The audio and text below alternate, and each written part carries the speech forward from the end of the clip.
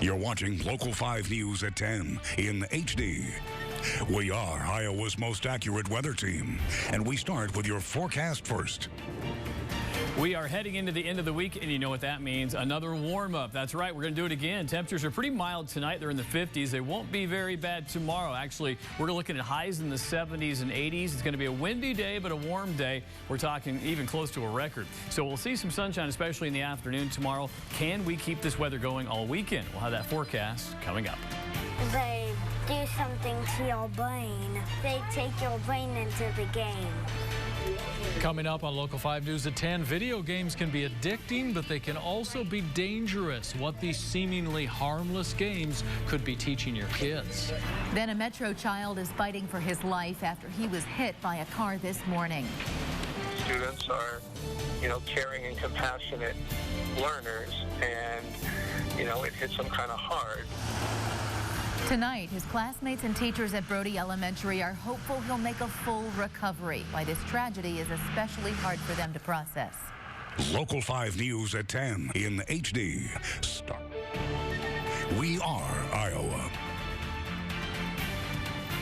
Tonight, a tragic accident is a reminder to parents that life is precious. Good evening and welcome to Local 5 News. I'm Jack Miller. And I'm Stephanie Engelson. This is Joseph Fuller. He is 12 years old, and right now he's fighting for his life. This morning, he was hit by a car while crossing the street. Fuller was crossing here at Southwest 9th and Davis Avenue in Des Moines just before 7 a.m. A car driven by a 25-year-old woman hit him. She did stop immediately to try to help. A nurse passing by the accident also stopped to help until paramedics arrived. Joseph Fuller was taken to Methodist Hospital, where he has been in critical condition all day. Well, he is a student at Brody Middle School here in Des Moines. This is the second tragedy to hit the school so far this year. 12-year-old Leah Fan, another student, was killed after a 3-car crash near Bell Avenue back in September. Now, following today's news, the school is asking parents to reflect and spend a little quality time with their children. Local 5's Orko Manna spoke to the principal about how the school staff, kids, and parents are coping with the news. He joins us now live with more from the scene of the crash. Orko. Jack and Stephanie, it's been an emotional day for the Brody Middle School community.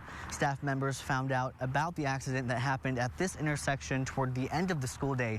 They needed a little time to gather their thoughts, but tonight, the principal tells me they're holding on to hope. Every day is precious and every day is important. The Brody Middle School community is holding their breath as Joseph Fuller fights for his life in the hospital. Principal Tom Hoffman urging parents to hold their children extra tight. Make sure that they felt safe and loved. I mean, that's really, at a time like this, that's really all we can do is to help our kids feel safe and let them know that they're very, very important and precious to all of us. Fuller is in critical condition, and school staff members are wishing him a speedy recovery. There's still hope. There's always hope.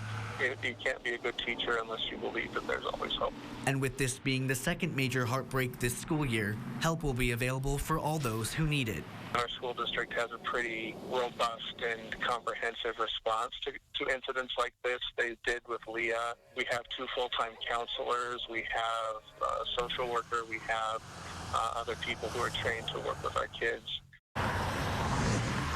Brody Middle School had already canceled classes for tomorrow because of a professional development day for staff members there, but the principal urges parents to take time this long weekend to reflect on this accident and to tell their kids that they are safe.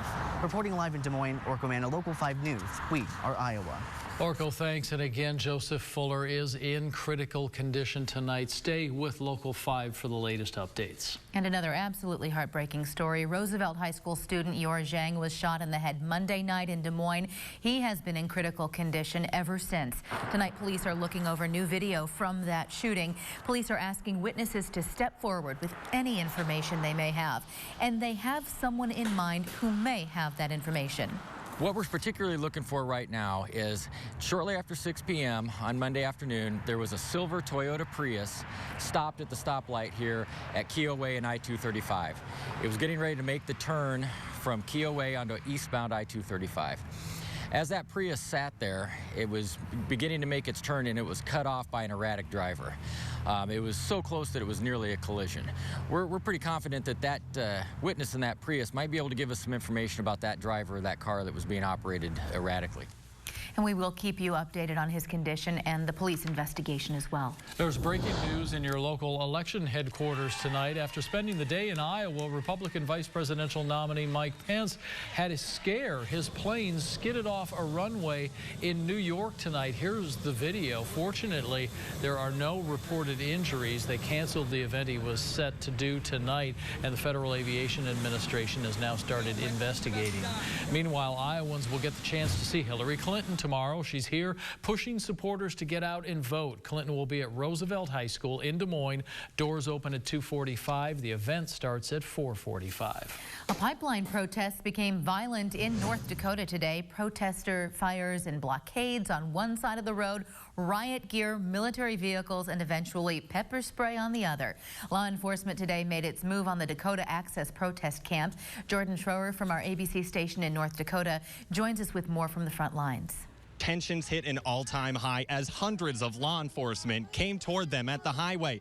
A fire was started in the debris with cars parked there and protesters refusing to move to the south camp. At first, it started with a few cop cars on a hill near the site, then grew into dozens marching toward the blockade. All the trucks and cars to block this perimeter ASAP. Everybody, if you have a vehicle, we need to block this right now. Law enforcement slowly crept in as protesters started a fire next to cars that could have exploded, all in an effort to stop the pipeline. Stand strong, but stand with your prayer. Stand in peace. Stand in prayer. We have nothing to fear. We have the moral high ground. That message mixed as protesters started fighting with each other. Some wanting to head back as others wanted to face military vehicles and authorities in riot gear. If you have a car, block this road right now. Don't make it easy to get arrested. The uniforms kept walking through the black smoke toward the campsite as some of the protesters kept singing traditional songs. Please, relatives, be prayerful, be peaceful. That peace slowly seeping through as they walked arm in arm back to the campground, awaiting their arrests. And that was Jordan Schroer reporting. Officers told protesters they were free to go if they stopped protesting and cleared the area. So far, 16 people have been arrested, and there could be more to come.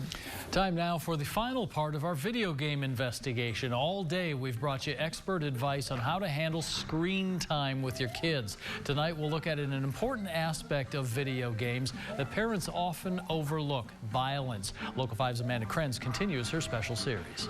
Are you ready to go? In 5, 4, 3, 2, 1. Here you go. When it comes to playing video games, what's on the screen can make a big impact on your kids. In this game truck that travels around to parties, the owner keeps everything very kid-friendly. Okay, as for you guys, let's get you guys some more Mario Kart 8. While Minecraft and Mario Kart can transfix these kids, experts say it's important to know exactly what's on the screen in front of them. Do you think video games are good for you? No. What do you think about them? They do something to your brain. What do you think they do to your brain? They take your brain into the game. And these brains are impressionable. That's why researchers say video game content makes a difference. Kids learn from whatever they see, which means they could also have a really powerful positive effect if the content is educational. If that's what your kids get used to playing, they'll love those games. Both of these professors at Iowa State University are leaders when it comes to video game research. They say violent games are something parents need to keep an eye on. The Grand Theft Auto series, for example, is one of the most popular. One of the things that players can do is when their health points drop, right, like in many games, right, health points go down as different things happen, and you have to get your health points back up. Well, in Grand Theft Auto, you can get your health points back up by hiring a prostitute. After you're done with the prostitute, you have to pay the prostitute, so your health goes up, your money goes down, but then if you kill the prostitute, you get your money back. And there are no consequences to killing the prostitute. Craig Anderson says the game teaches violent behavior and inappropriate attitudes toward women. He says studies have shown that half of the fourth graders in America, both boys and girls, have played this game. While the game is obviously violent, experts say watch out for games that aren't so obvious. Happy music, cartoonish characters, and everyone, and there's no screaming and yelling, but still, many of those games, it really involves killing other characters. The professors say it's up to the parents to control what their kids see on the screen. The gaming industry has a rating system which can act as a guide. Otherwise, you can search for the game online to watch it and learn about it. Experts say there are a lot of great games out there. Minecraft's probably like the best one out there. You think so? Why yes, because I play it and you get to like create your own world, which is pretty cool. Just create stuff and build like your house. And in survival, you have to survive. I think they're fun and they're like interesting because sometimes they're competitive and sometimes they're like teamwork. And those are great things kids can learn from video games.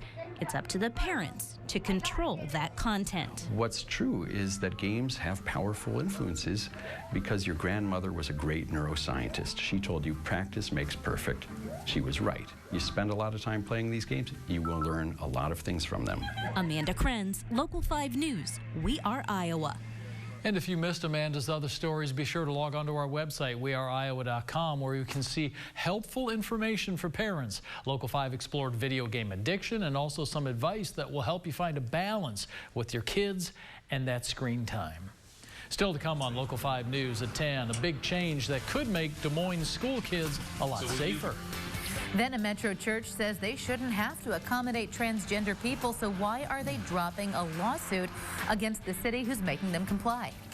Yes, tomorrow's Friday, and yes, it's going to be close to 80. We'll take a look at the rest of the forecast coming up.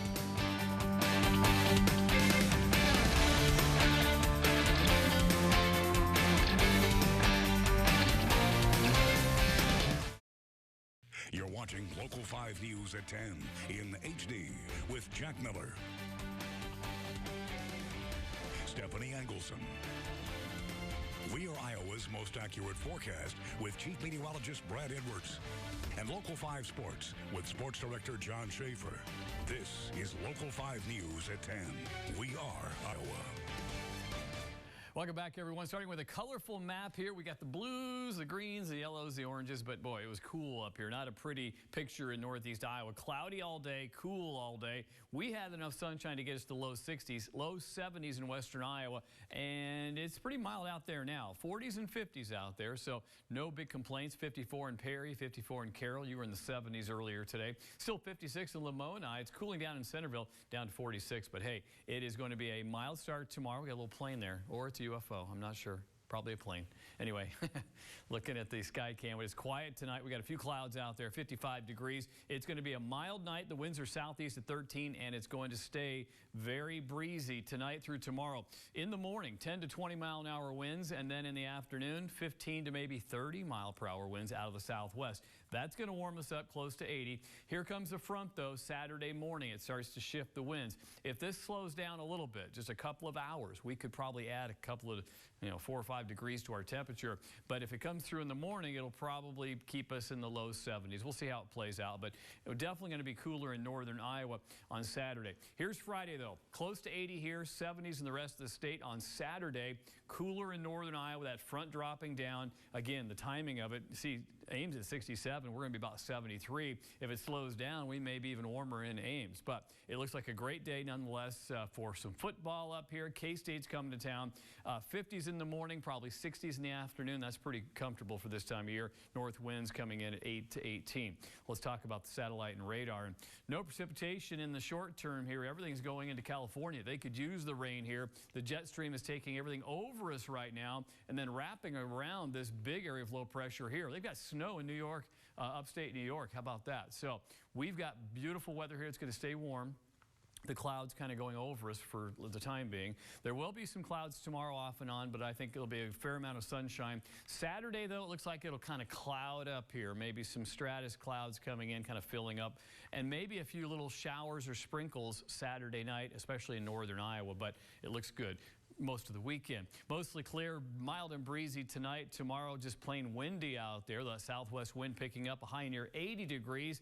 And then it cools down gradually to Sunday. Beggars Night still looks good. Monday, back up to 78 on the last day of October, still warm into November. It will cool down a little bit late next week, but not a big cool down because it looks like we could be back in the 60s next weekend. That's November.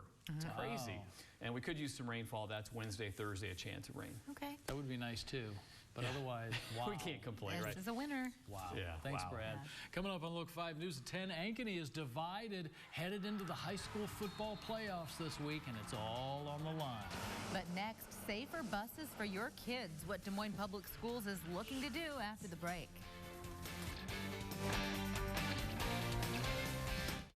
You're watching Local 5 News at 10 in HD, home of WeAreIowa.com.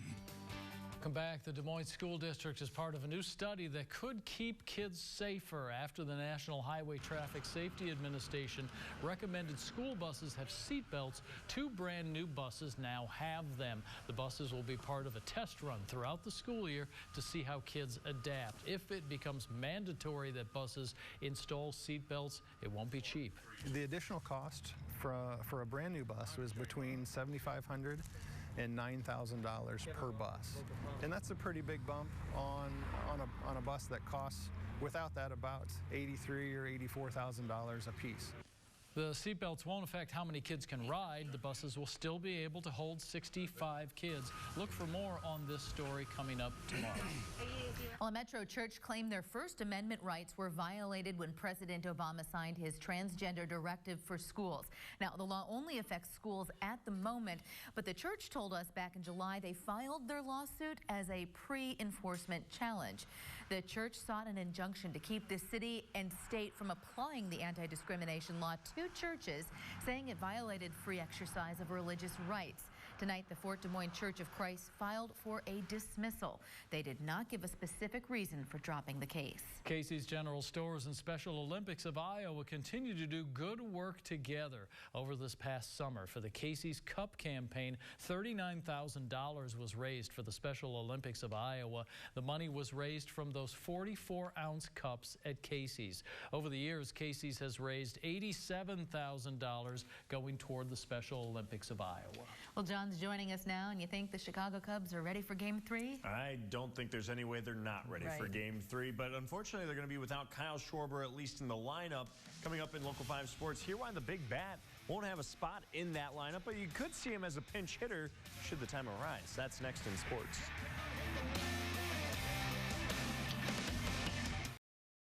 Now, Local 5 Sports with John Schaefer. We are Iowa Sports. Welcome back. Last night, the Cubs evened the World Series at 1 game apiece as they head back for games 3 through 5 at Wrigley Field. Leading the way was Kyle Schwarber. Schwarber had played a major league game prior to this series, or hadn't played a major league game prior to the series since April due to a nasty knee injury. Now, I'll admit, I didn't think he would be ready to take at-bats coming into the World Series, but he has definitely proved me wrong. So far, Schwarber is 3 for 7 with 2 walks, 2 ribbies. He's a key bat that will now be absent from the Cubs lineup because there's no DH slot in this lineup. It'd be great if he could play the field, but Theo Epstein put a lid on that idea this afternoon. Unfortunately, Kyle has not been medically cleared to play the field, so he will not be in the lineup the next 3 games.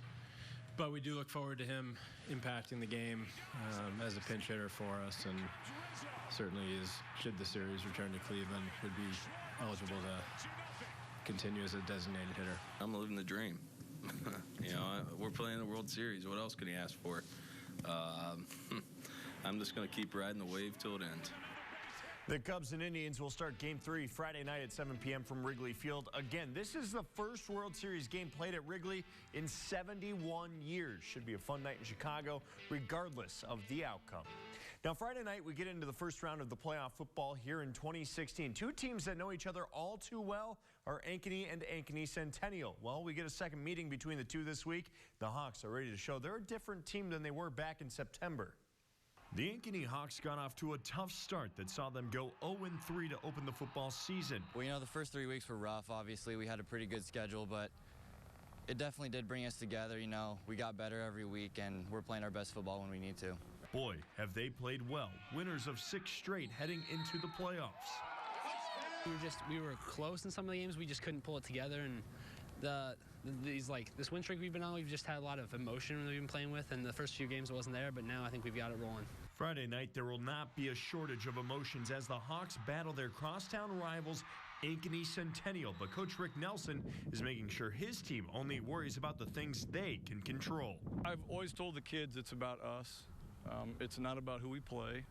Centennial does have good football players. We know that. But if we'll just play to our capability, we're going to be okay, which we didn't do last time. The two met in week 2. Centennial took advantage of some Ankeny mistakes. The Jags won 31-18. The Hawks are ready for a little redemption. I think everyone knows on our team we didn't play as well as we know we could have. Going to make adjustments, and it's going to be a good game, but everyone's glad we're going to get another shot. It will also be another chapter written in this rivalry that's still very young. Ankeny has won just one of the 4 matchups with Centennial, but no meeting has carried as much meaning as this week's. I think it puts a little more weight on the game. I mean, it's a playoff game, so it's going to be important either way, but playing them definitely makes it extra special, I would say. Our classes, we were together in 8th grade, so we do know each other. You know, we have buddies up there, so it kind of definitely hypes it up a little bit more. So you can bet the Hawks will be ready to try to move one step closer to the school's first football state title since 2012. Ankeny and Centennial kick off 7 p.m. Friday night. That will be up at Northview Middle School. We'll have full highlights on the Friday Night Blitz playoff edition starting at 10:35 right here on Local 5. That's a look at sports. We'll be right back. You're watching Local 5 News at 10. Before we go tonight, we've got a last-minute Halloween costume for you just in case you haven't decided. You can always dress up as your favorite Local 5 personality like Peyton did. This Halloween, she's dressing up as a Good Morning Iowa's Sam Schreier. She's 10 years old, and her mother told us she hoped to do Future Forecaster with Sam sometime. He and Brad both have inspired her to attend Iowa State for meteorology. So maybe you'll see her here awesome. soon. Good for her. Yeah. And I have to say, everybody needs to know the Sam's last day is tomorrow. Yeah. So be sure to watch tomorrow, Good Morning in Iowa, and the midday show, and see Sam's last day. Oh, we're just broken up. We're sad. Yeah. Very sad. Yeah, we are. And we've got great weather for Sam and everybody else. 80 degrees tomorrow, close to a record high, and it's going to be a nice weekend as well. Enjoy. Looks wonderful. Thanks, Brad. Thanks for joining us tonight at 10 o'clock. We'll see you tomorrow.